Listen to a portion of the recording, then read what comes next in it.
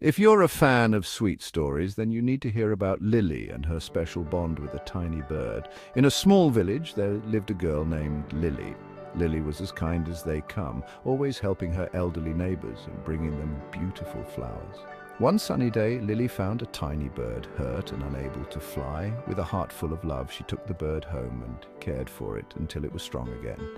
Day by day, the bird grew healthier and soon it was ready to fly. But the story doesn't end there. Every morning, the thankful bird would visit Lily, singing the sweetest songs just for her.